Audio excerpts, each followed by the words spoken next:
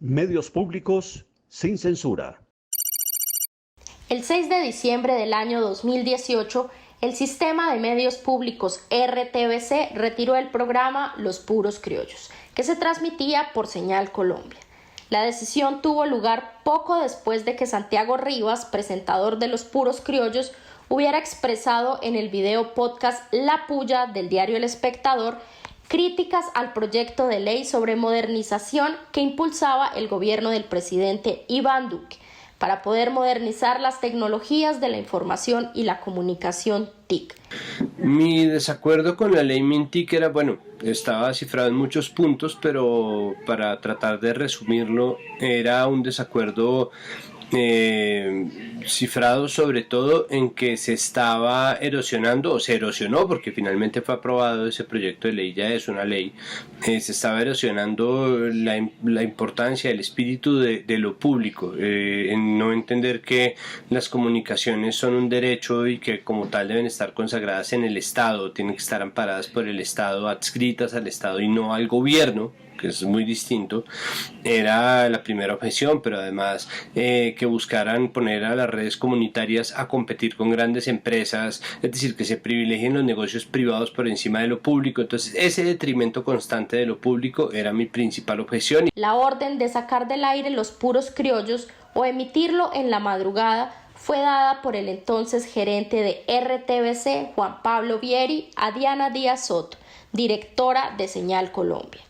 De ello, fueron testigos en la oficina de Vieri Martín Pimiento, asesor jurídico de gerencia, y Alejandra Sendales, asesora de gerencia.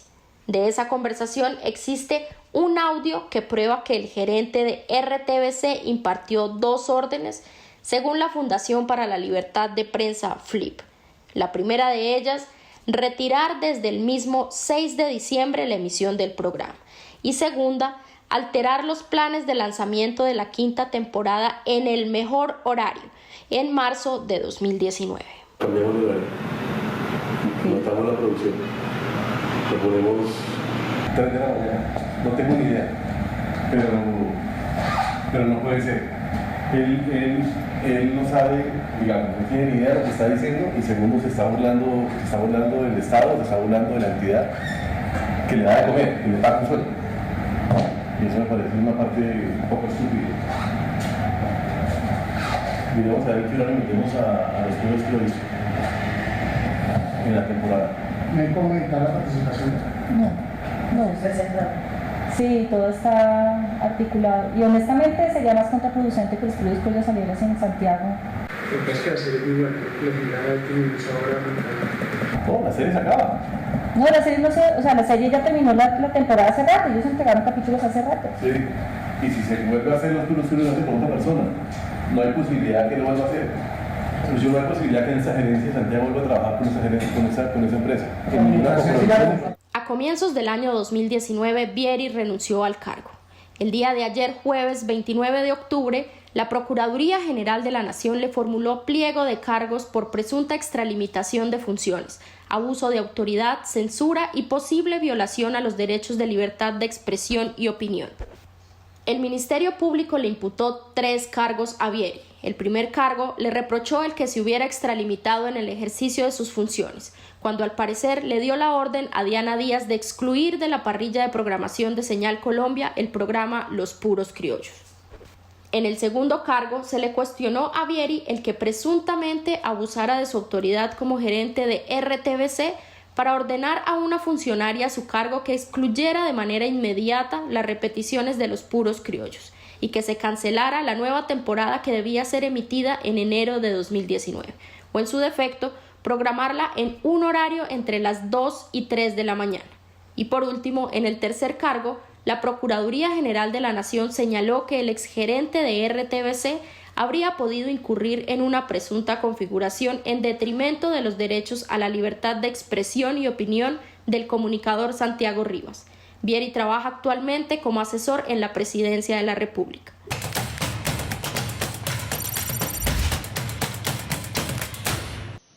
22 meses después de los hechos, se supo que la Fiscalía General de la Nación, con base en una demanda del exgerente de RTBC contra la exdirectora de Señal Colombia, le imputará a Diana Díaz cargos por el presunto delito de utilización de asuntos sometidos a secreto o reserva.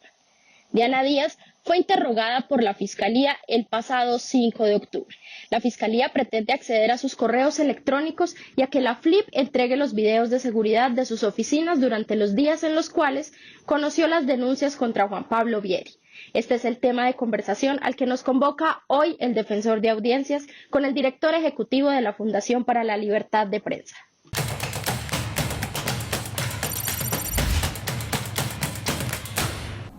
Me complace darle la bienvenida a Jonathan Bock, director ejecutivo de la Fundación para la Libertad de Prensa. Jonathan, gracias por estar con nosotros en Audiencias Capital. Carlos, muy buenos días. Muchas gracias a ti por este espacio.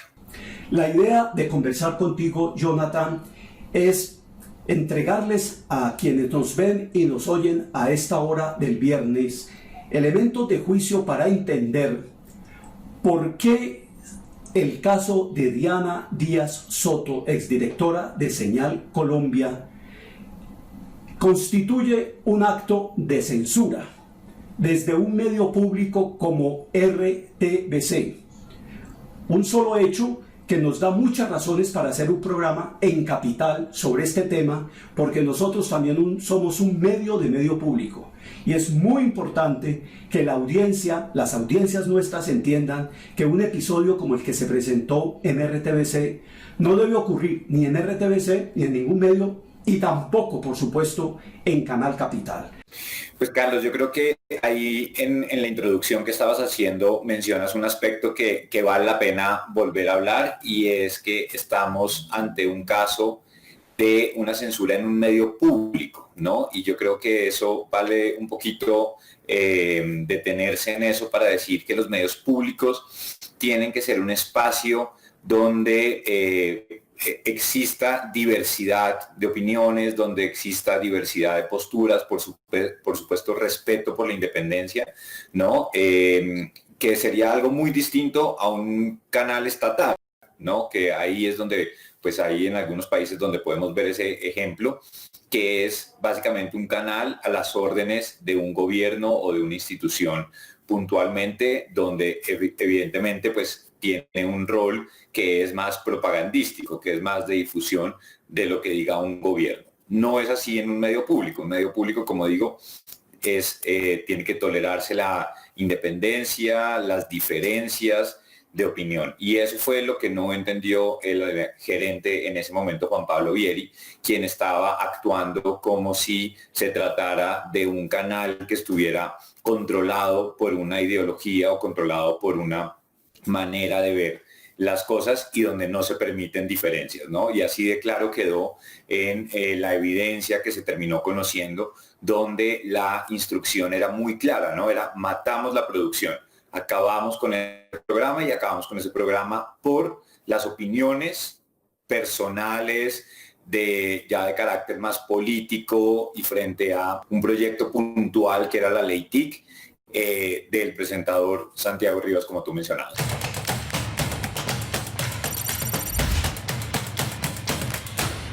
Después de la pausa, el director ejecutivo de la Fundación para la Libertad de Prensa nos explicará por qué la actuación de la Fiscalía contra Diana Díaz está utilizando mecanismos judiciales ilegítimos, innecesarios, injustificados y desproporcionados. Sigan con nosotros.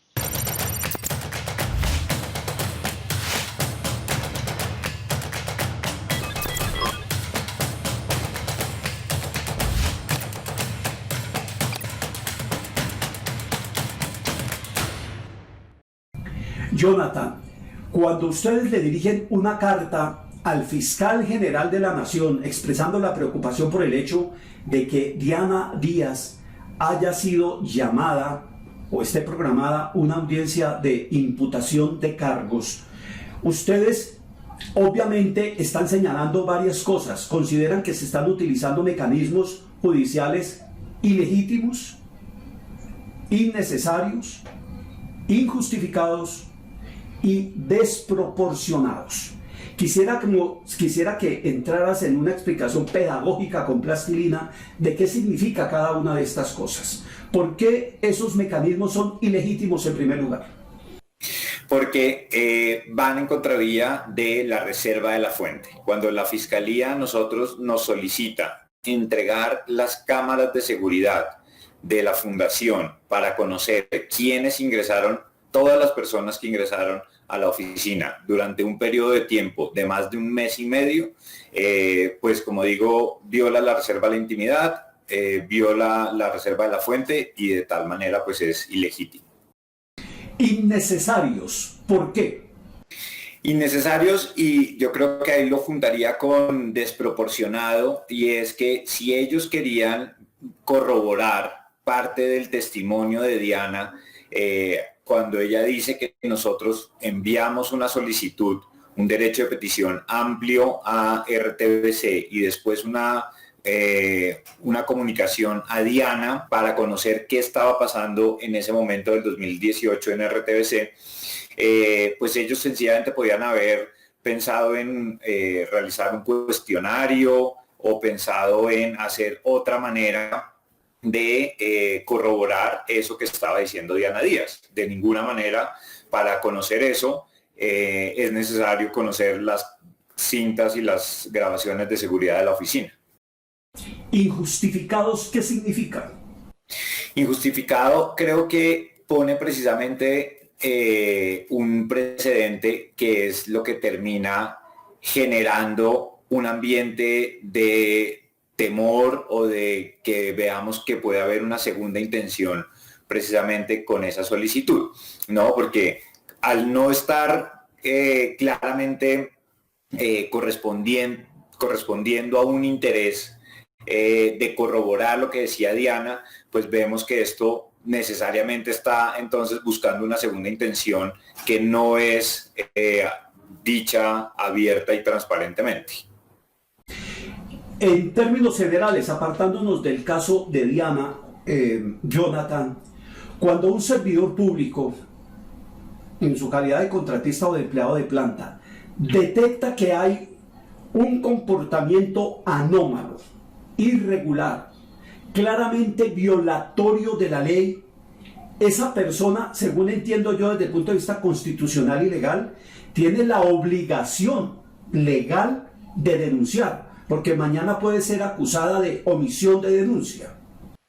Creo que ese es un punto clave en todo esto, Carlos, y es que se ha intentado poner la duda, digamos, de cuándo hay una conversación privada o reservada y cuándo es una información pública, ¿no? Por un principio, toda la información debe ser pública.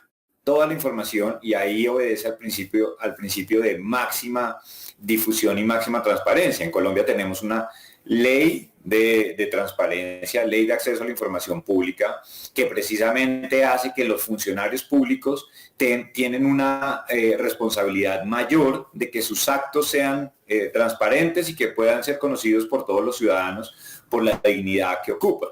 Y ahí es donde es muy importante también señalar que esa conversación que tuvo Vieri con Diana y con otras dos personas de ninguna manera era privado.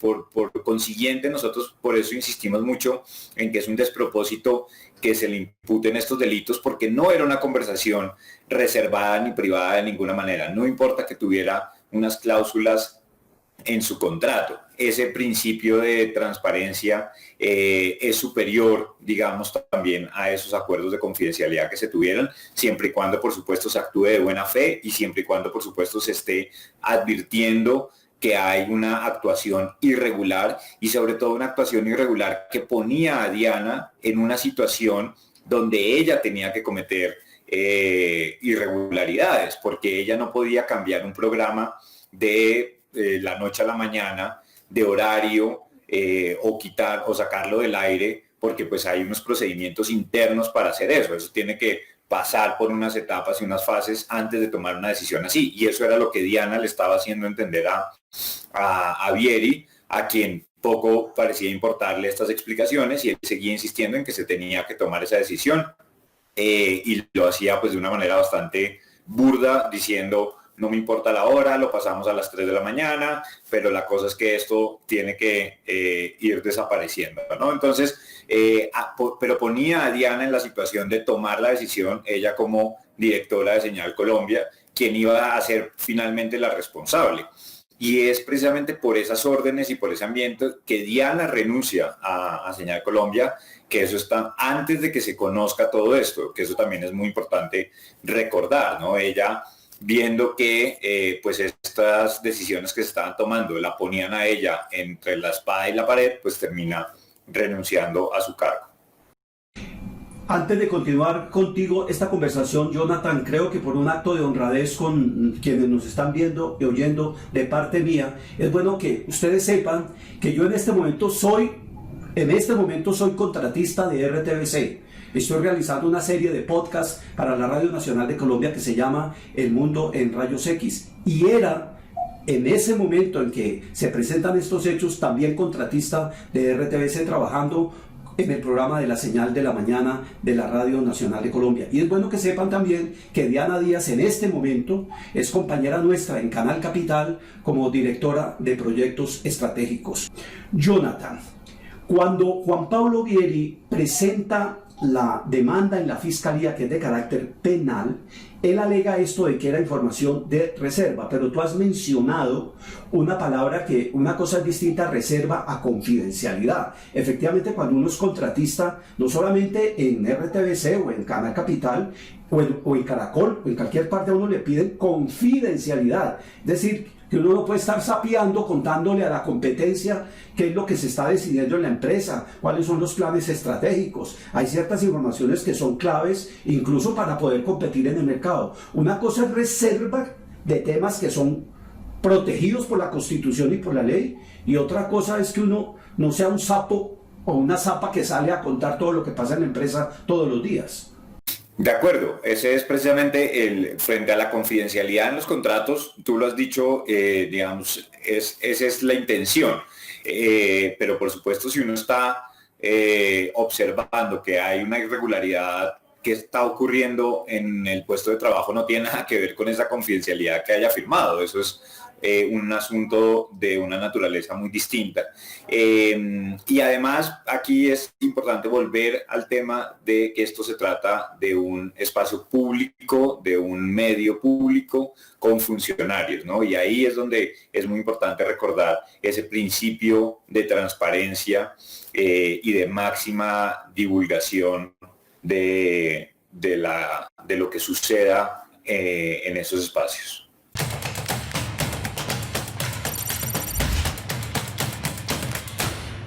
En la parte final de la entrevista, el defensor preguntará sobre las garantías legales para denunciar a un funcionario que viole la ley, las normas que protegen a los denunciantes y por qué denunciar es una manera de ejercer la libertad de expresión.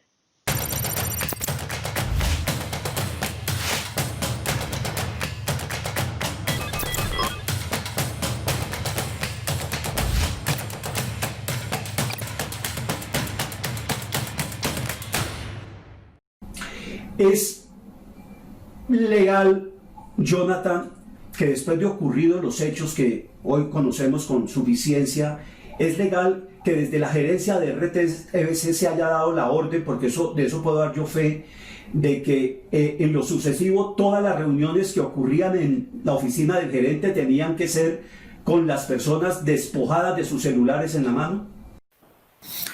Pues digamos que no hay... digamos, en términos legales no habría ninguna norma que diga lo contrario, entonces pues podría ser o que prohíba que se le retire los celulares a los funcionarios, ¿no? Ahí no habría ningún problema, yo creo que ya es un tema más de manejo interno y de los protocolos que se quieran establecer. Creo que pues no es necesario, no debería ser deseable llegar hasta ese punto porque pues genera también una desconfianza. Insisto, si no hay nada que esconder, pues no debería haber tampoco ningún miedo o problema a ser grabado. Por supuesto que en las reuniones y en los consejos de redacción se dicen cosas más al caliente, se dicen apreciaciones que pues no pasan de ser una conversación. Y en ese caso, pues digamos, no tendría por supuesto ningún sentido publicar una grabación de ese estilo. Pero es que eso no era el caso de lo que ocurrió ahí, no era como se ha querido presentar por parte de la defensa de Vieri, diciendo que eso eran sencillamente unos comentarios y unas opiniones. No, él estaba dando una orden y esa orden queda clarísima en la grabación y no fue solamente en esa reunión, esto era algo que ya se venía también advirtiendo en otras conversaciones que él había tenido, y eso sirve para también traer a colación que Diana no fue la única persona que advirtió de las irregularidades que estaban sucediendo. Muchos trabajadores ya venían alzando la mano y diciendo esto está mal, esto es irregular, se están cortando o también se está buscando asfixiar de alguna manera a las personas que se interpreta que están pensando de una manera distinta a la del gerente en ese momento o al presidente o sí. En gracia de discusión, yo quiero traer aquí a cuento algunas expresiones que he escuchado, incluso entre colegas periodistas y también en redes digitales, en este sentido. ¿Qué tal esta vieja? ¿Quién se puede poner a confiar en una vieja que le graba al jefe las reuniones? Que es un argumento que circuló mucho en redes. ¿Cómo valorar ese tipo de apreciaciones, Jonathan? Pues ahí es, digamos, a mí me parece que ese tipo de señalamientos contra Diana, pues terminan restándole importancia o buscan restarle importancia a lo realmente grave, ¿no? Y a lo que estaba sucediendo en esa reunión, y a entender también los motivos y el contexto en el que una persona toma la decisión de entrar a grabar porque sabe que se están, como digo, cometiendo arbitrariedades y porque se está buscando dar unas indicaciones y unas órdenes que no corresponden, y finalmente esa era la prueba. Preguntémonos qué hubiera pasado si esa grabación no existiera, ¿no? Si no se hubiera dado a conocer. Si, como mencionaba al principio, si vemos en retrospectiva estos 2 años y vemos esa secuencia de desaciertos e infortunios en todo esto, pues imaginémonos qué hubiera pasado si no existiera esa grabación. O sea, aún a pesar de existir la grabación, el señor Vieri es asesor del presidente. 2 años después de conocerse absolutamente todo. Entonces, si eso no hubiera conocido, no hubieran importado las denuncias que estaban haciendo los trabajadores, no hubieran importado las irregularidades, él seguramente seguiría como gerente. Entonces, ahí es donde tenemos, y no se hubiera conocido ese caso que para mí, digamos, no me gusta decir que un caso es más grave que otro, ¿no? Siempre que haya unas limitaciones a la libertad de expresión, pero sí puedo decir que este es el caso más flagrante de censura en un medio público de la etapa más reciente de nuestro país, porque es inaceptable, como bien todos conocemos y ya como hemos hablado, lo que sucedía durante la gerencia de Vieri en el sistema de medios públicos de Colombia. Dados, Jonathan, un poco más de información o de explicación para entender la afirmación que ustedes hacen en el comunicado cuando dicen: eso que hizo Diana Díaz fue un ejercicio legítimo de libertad de expresión. Fue un ejercicio legítimo de libertad de expresión. ¿Por qué? Ahí es importante también entender que la libertad de expresión también cobija este tipo de acciones como la de Diana, ¿no? Y lo hemos visto también en otros países, que son estas fuentes, personas que tienen alguna información que resulta clara e importante para identificar lo que pueda, las acciones ilegales que se puedan estar cometiendo, y al momento de publicarlo o al momento de difundirlo es una acción que, como decimos, es legítima, está amparada por el derecho a la libertad de expresión. Está amparada, en este caso en Colombia, por la Constitución. Ustedes llamaron especialmente la atención también sobre un hecho, y es que en todo este proceso de actuación de la Fiscalía se le pidió a Diana que permitiera el acceso a su correo, y que se estuviera como presionando el hecho de que ella se autoincriminara, partiendo del presupuesto de que eso que ella hizo per se es un delito. Exactamente.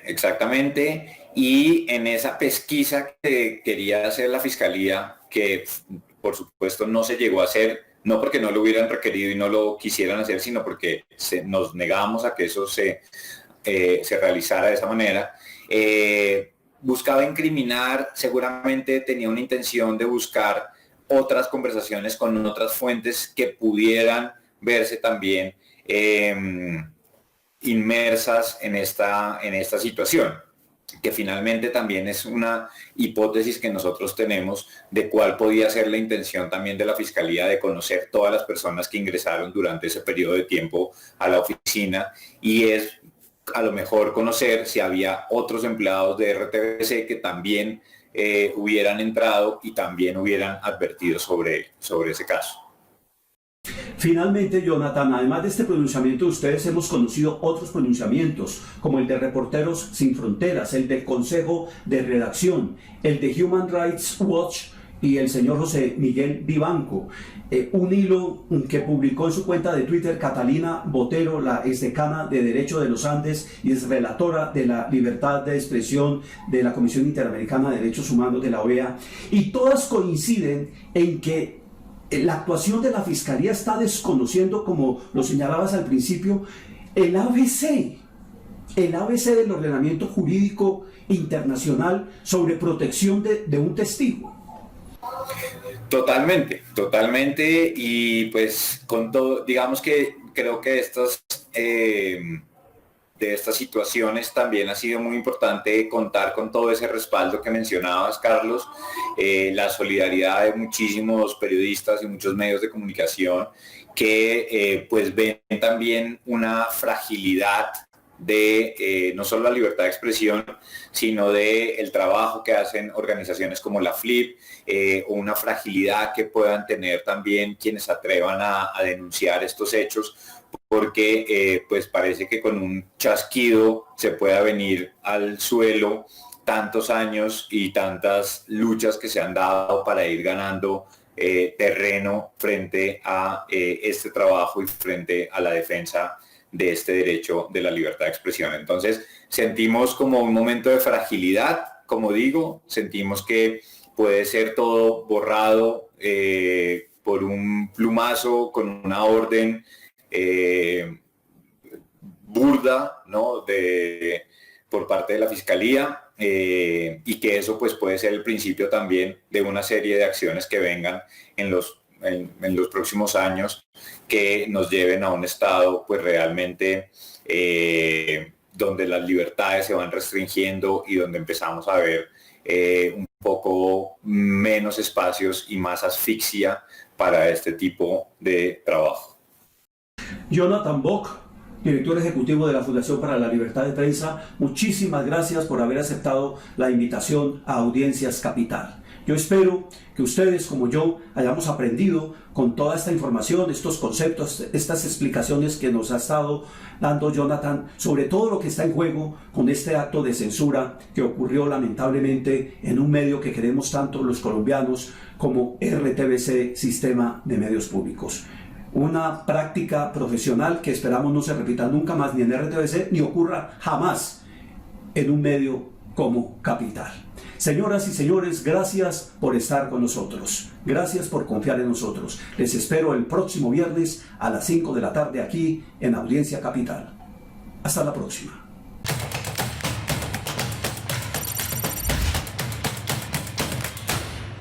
No olviden escribirnos sus comentarios, preguntas o sugerencias al correo electrónico ccapital@canalcapital.go.co. Nos vemos el próximo viernes.